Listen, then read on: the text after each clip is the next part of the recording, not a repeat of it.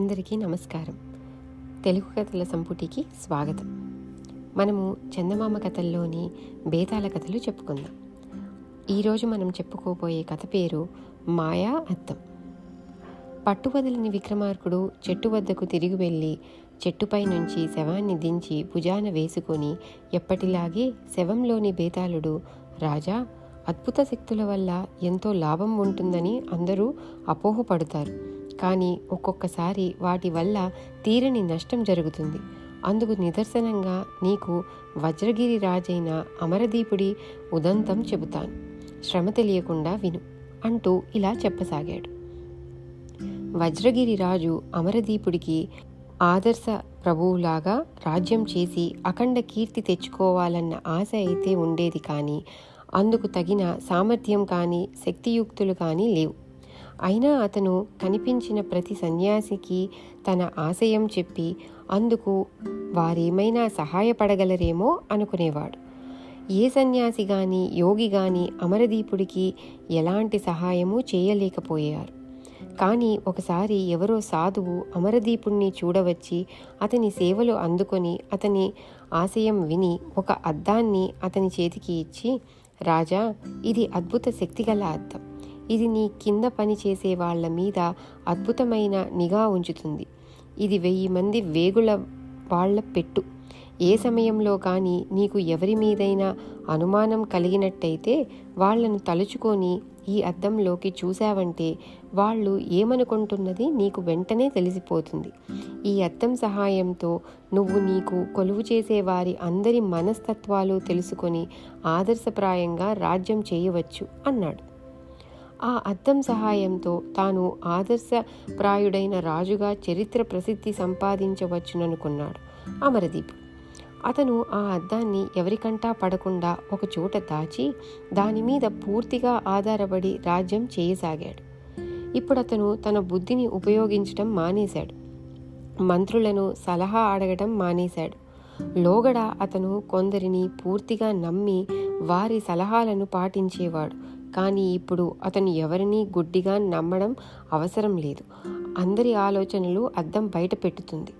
మంత్రులకు రాజుగారి ప్రవర్తనలో మార్పు కనపడింది, కానీ అందుకు కారణం తెలియలేదు. రాజు ఏదో నిర్ణయాలు చేసి మంత్రులను అమలు చేయమనేవాడు, కానీ వాళ్ళ అభిప్రాయం అడిగేవాడు కాదు. ఎవరికైనా తన నిర్ణయాలు నచ్చనట్టు అనుమానం కలిగితే వారేమనుకుంటున్నది అద్దంలో కనిపించేది. అమరదీపుడికి తన ప్రధానమంత్రి అయిన విక్రమసేనుడి మీద అనుమానం కలిగింది. అద్దంలో చూస్తే విక్రమసేనుడి తన మీద ఏమాత్రమూ గురిలేదని, తనను పరమ మూఢుడనుకుంటున్నాడని అమరదీపుడికి తెలిసిపోయింది.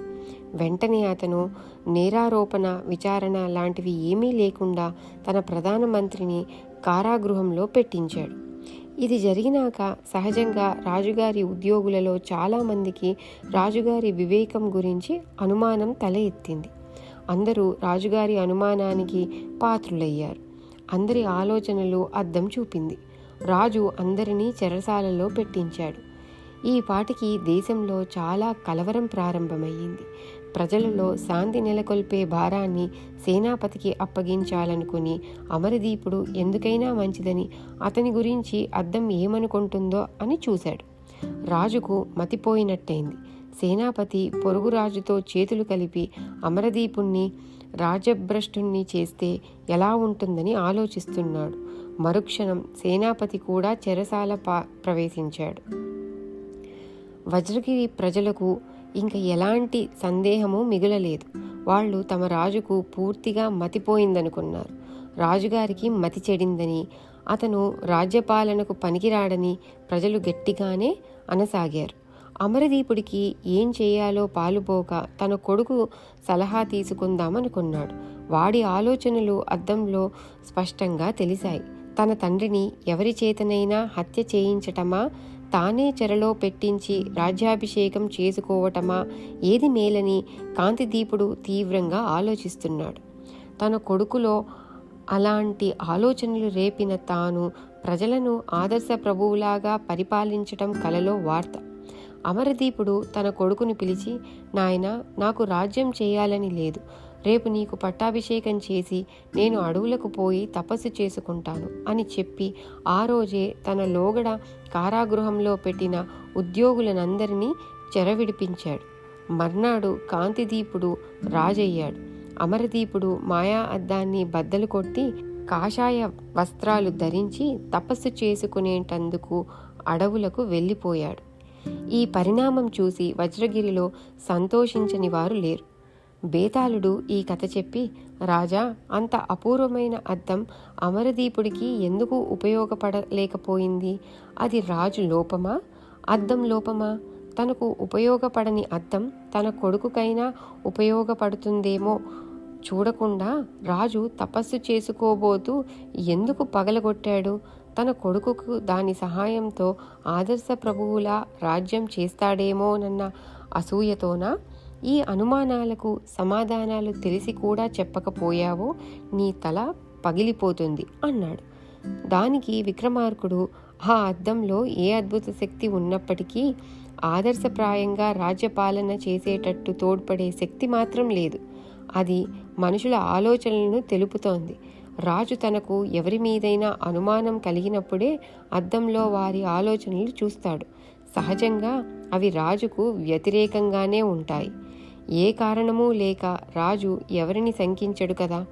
పోతే మామూలు సమయాలలో రాజోద్యోగులు తమ సొంత సమస్యల గురించి ఆలోచిస్తారు, కానీ రాజుగారికి పరిపాలనలో ఎట్లా సహాయపడటమా అని ఆలోచించరు.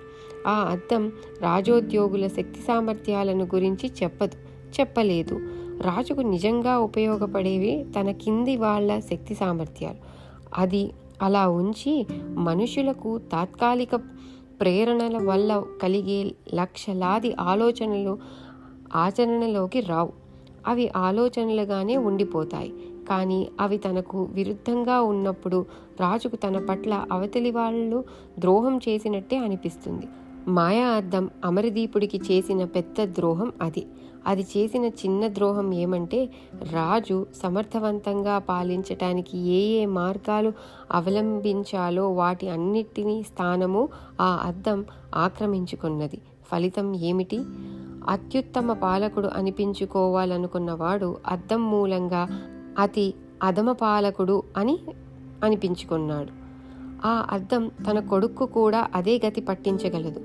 అందుకే దాన్ని పగలగొట్టడం అవసరమైంది.